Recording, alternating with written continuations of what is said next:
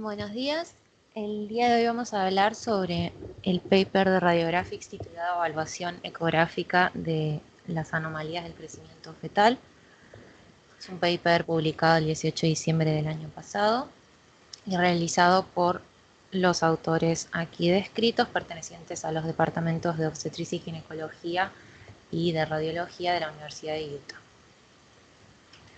A modo de introducción, las anormalidades del crecimiento fetal están asociadas a un aumento en la morbimortalidad, tanto materna y sobre todo fetal, y puede tener consecuencias socioemocionales y financieras, dado los costos que va a requerir el tratamiento del bebé. El diagnóstico generalmente se hace de manera ecográfica,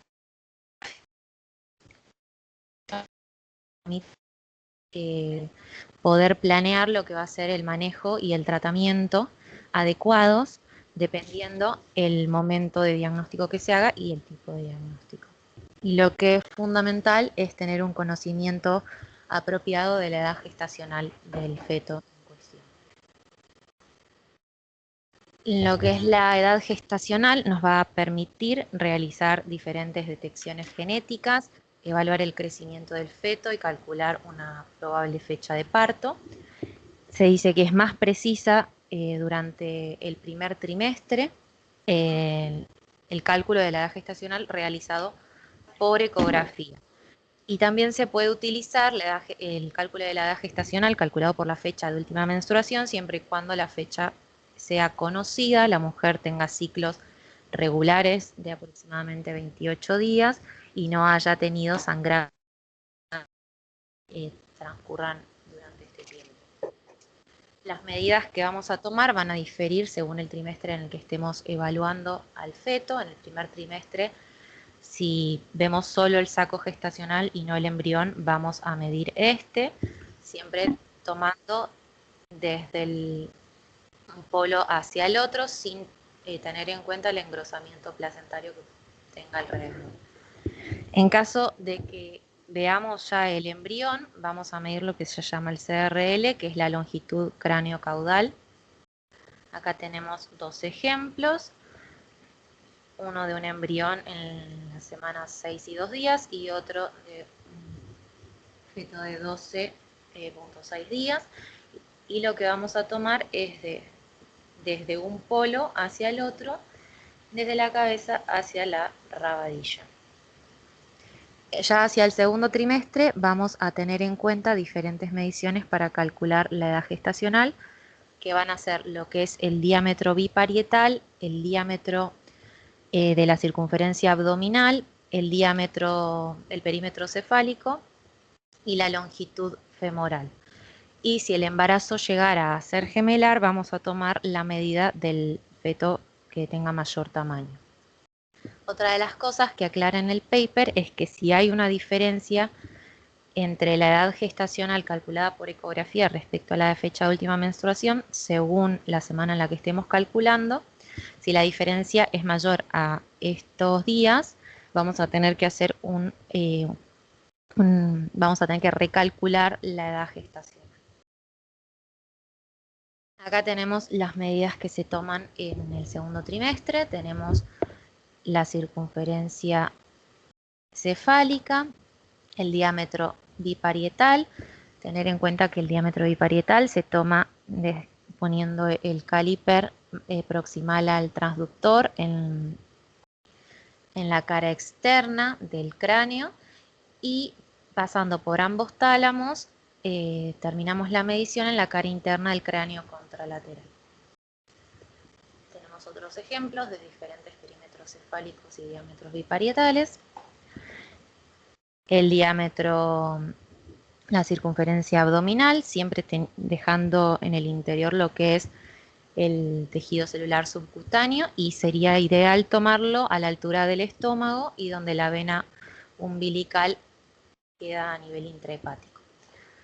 Por último, la longitud femoral va a ser principalmente de la diáfisis femoral, y si llegamos a notar algún inicio de osificación de la epífisis, que se ve como una línea hiperecogénica que sobresale, eso no tiene que estar incluido en la medición. Tenemos después otros tipos de medidas que podemos realizar, que se usan generalmente en casos que nos dé una edad gestacional diferente, un peso diferente al que corresponde a la edad gestacional, o en caso de que detectemos algunas anomalías. Estos van a ser el diámetro transcerebral, que nos va a servir en lo que son las restricciones de crecimiento uterino, y la macrosomía no debemos usarlo en casos de malformación de Chiari o malformaciones cerebelosas. Otra de las medidas que podemos usar es la longitud del pie, que puede llegar a ser útil en casos de displasia esquelética o embriopatía diabética, aunque hay algunas patologías en las que sí se ve afectada. Por otro lado, la longitud renal generalmente queda conservada, excepto en casos que haya un síndrome que genere un sobrecrecimiento visceral, pero en general es una medida que se mantiene. Por otro lado, la longitud sacra. Y después lo que vamos a poder valorar es la osificación de los centros de osificación de los huesos largos. Los que tenemos descritos es el centro de osificación distal femoral, el proximal tibial y el proximal humeral. Estos empiezan su osificación hacia la semana 32, 37 y 38 respectivamente, y el centro de osificación humeral proximal después de la semana 38 tiene un valor predictivo positivo del 100% para determinar que el feto tiene 38 o más semanas. Acá tenemos diferentes ejemplos de imágenes, en este caso de la longitud renal, que se va a medir mejor hacia el tercer trimestre, el diámetro transcerebral y la longitud del pie, que se va a tomar desde la punta del hallux hasta el talón. Acá tenemos otros ejemplos de lo que acabamos de decir. La longitud sacra, que se va a medir siempre en un plano longitudinal, y la osificación de los núcleos de crecimiento. En este caso, por ejemplo, tenemos un núcleo de osificación proximal tibial, en este caso en un paciente de 30 semanas, en el cual no podemos evidenciar ninguna imagen hiperecogénica que nos indique que la osificación haya comenzado. Y un contraejemplo de un feto de 36 semanas en el que podemos ya observar el inicio de la osificación. Otra de las medidas que podemos tener en cuenta es el diámetro, el espesor del tejido celular subcutáneo a nivel lateral abdominal bajo, que lo que se sabe es que presenta un crecimiento de 0.19 milímetros por semana. Acá tenemos más ejemplos, en este caso es el núcleo de crecimiento proximal humeral. En la primera imagen es un feto de 33 semanas en el cual no vemos que haya iniciado la osificación, de hecho se ve bien hipoecogénico. Y en la segunda imagen ya es un feto de 41 semanas en el que podemos ver el inicio de la osificación con la hiperecogenicidad señalada por la flecha. En las imágenes de abajo vemos el espesor del tejido celular subcutáneo. En este caso es normal. En el segundo caso se ve aumentado de tamaño, lo que fue indicativo de macrosomía. Y en la segunda imagen, si bien se ve aumentado, también se ve que la ecogenicidad está disminuida, y en este caso esto era por la presencia de un hidrox fetal. En cuanto a lo que es el crecimiento fetal anormal, lo que vamos a ver es que para evaluar esto vamos a tener en cuenta el peso, que nos va a determinar el tamaño del feto, y para esto hay diferentes tablas que se usan, que ya están establecidas, basadas en diferentes estudios en diferentes poblaciones, y cada población debería usar la que mejor aplique a sus bebés y fetos.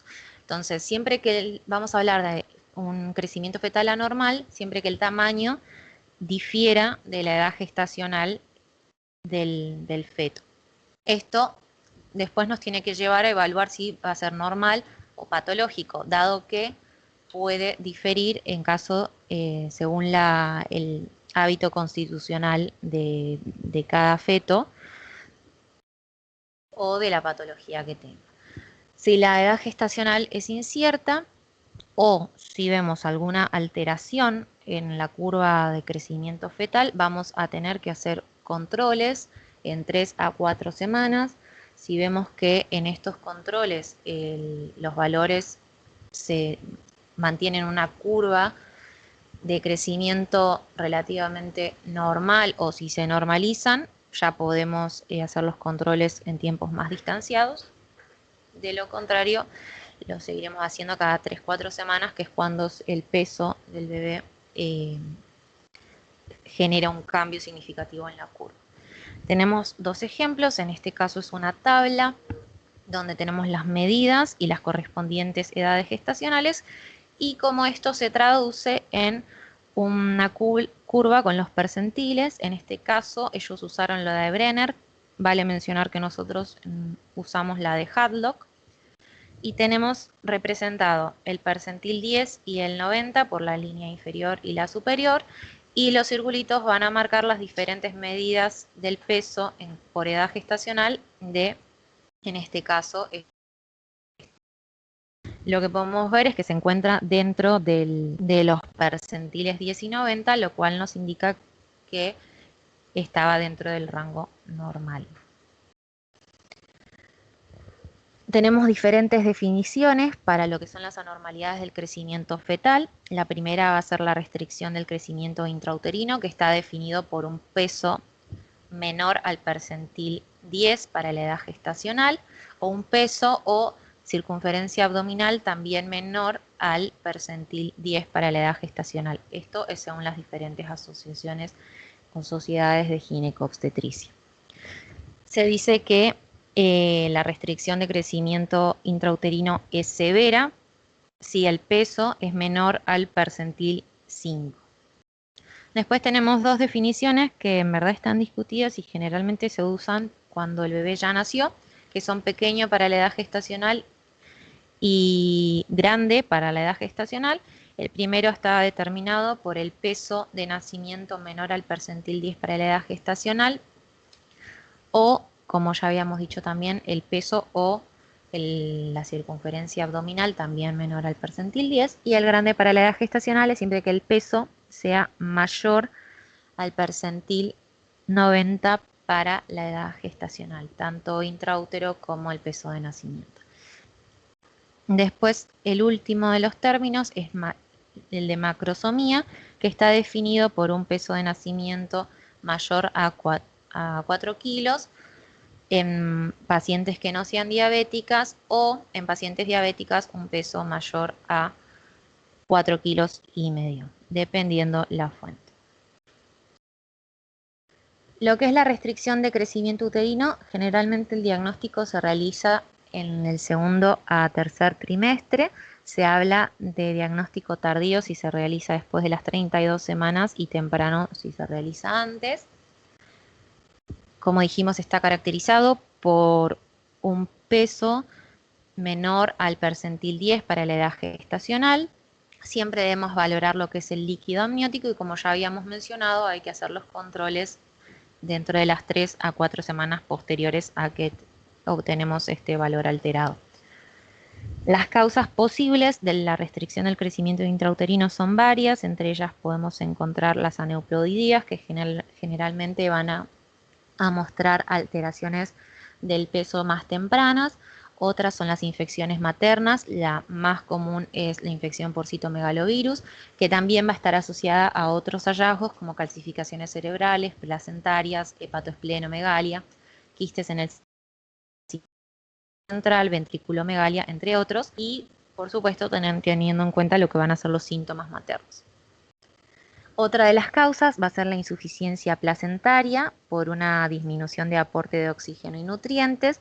El diagnóstico de este suele realizarse en el tercer trimestre y suele acompañarse de lo que es un oligohidramnios, y vamos a ver que generalmente lo que es el diámetro biparietal y la circunferencia cefálica van a estar normales. Las posibles consecuencias de un feto con restricción de crecimiento intrauterina van a ser que el neonato nazca muerto, que va a tener mayor tiempo de hospitalización, va a tener un mayor riesgo de padecer enfermedades cardiovasculares, un retraso del desarrollo y una muerte temprana. Acá tenemos dos ejemplos de lo que son. En la primera curva, una restricción de crecimiento intrauterino por insuficiencia placentaria, y en el otro lo que es un pequeño para la edad gestacional. De nuevo tenemos los gráficos, las curvas de Brenner. Y acá podemos ver cómo este feto seguía una curva de crecimiento primero que impresionaba sostenida y luego pasa a caer por debajo del percentilo 10, y el que espera la edad gestacional a lo largo del tiempo, si bien se encuentra sobre el percentilo, mantiene su curva. En cuanto a lo que es el Doppler, nos va a ayudar para la evaluación de estos fetos, empezando por el que es el de la arteria uterina, que debe realizarse cada 1 o 2 semanas siempre que tengamos la sospecha de una restricción de crecimiento intrauterina. Siempre que veamos un feto que tiene poca movilidad, también debemos intentar hacerlo. Y este debe ser tomado cerca de la inserción abdominal del cordón, y deben tomarse a la hora de hacer los cálculos de la onda per se, debe tomarse la mejor onda que obtengamos, y esa sola, no hacer el cálculo de las mediciones correspondientes a varias ondas. Si dice sistema percentil 95, eso va a ser ya anormal, y tenemos que saber que el espectro de la curva de la arteria uterina va a ser de características de baja resistencia. Y en caso de que tengamos insuficiencia placentaria, esta curva va a cambiar sus características y va a demostrar aspectos de una curva de alta resistencia con ausencia de flujo diastólico o reversión del flujo. Tenemos ejemplos en las imágenes. Esta es la curva normal con un pico sistólico y con presencia de flujo de fin de diástole, como podemos ver acá. Acá tenemos un aumento de la resistencia con un aumento de la velocidad pico sistólica y una disminución de la velocidad de fin de diástole. Ya en esta curva tenemos una ausencia del flujo de fin de diástole, y en la última imagen una reversión del flujo diastólico, que es lo que llamamos la reversión del flujo. Otra de las medidas que podemos usar es el Doppler del ductus y el Doppler de la arteria cerebral media. El Doppler del ductus, lo que se vio es que no ha demostrado mejoras en lo que es el periodo perinatal, así que no suele realizarse con frecuencia. En lo que es el Doppler de la arteria cerebral media, va a presentar una onda de alta resistencia y se usa no como un valor por sí solo, sino para calcular el índice cerebroplacentario, que va a ser normal siempre que sea mayor a 1.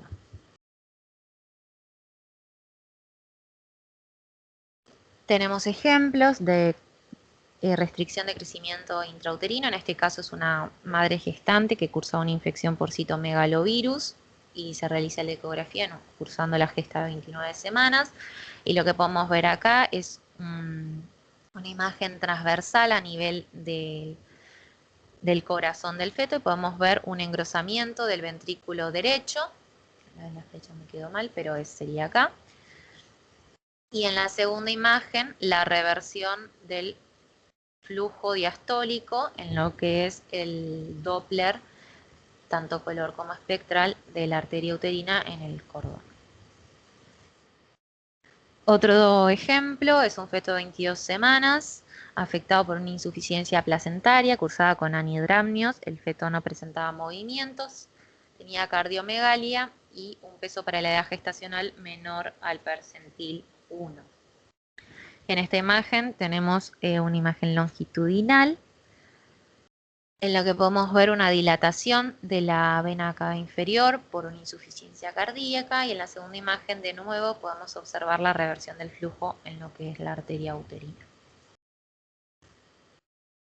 En el caso de los gemelares también puede darse la restricción de crecimiento intrauterina. Generalmente es selectivo, es decir, que afecta a solo uno de los fetos, y el caso es más severo si es monocoriónico, y este se puede dividir en 3 tipos según lo que va a ser las características del Doppler de la arteria uterina del feto afectado.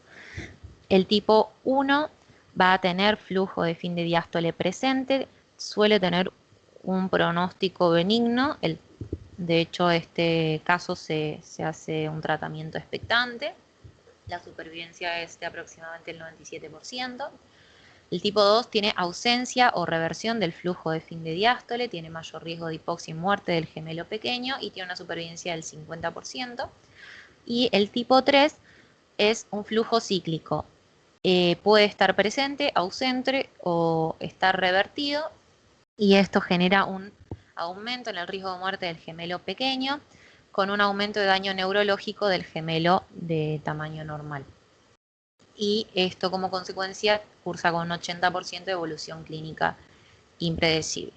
Tenemos las diferentes curvas como ya habíamos visto, el volumen, el flujo de fin de diástole conservado, ausente y revertido.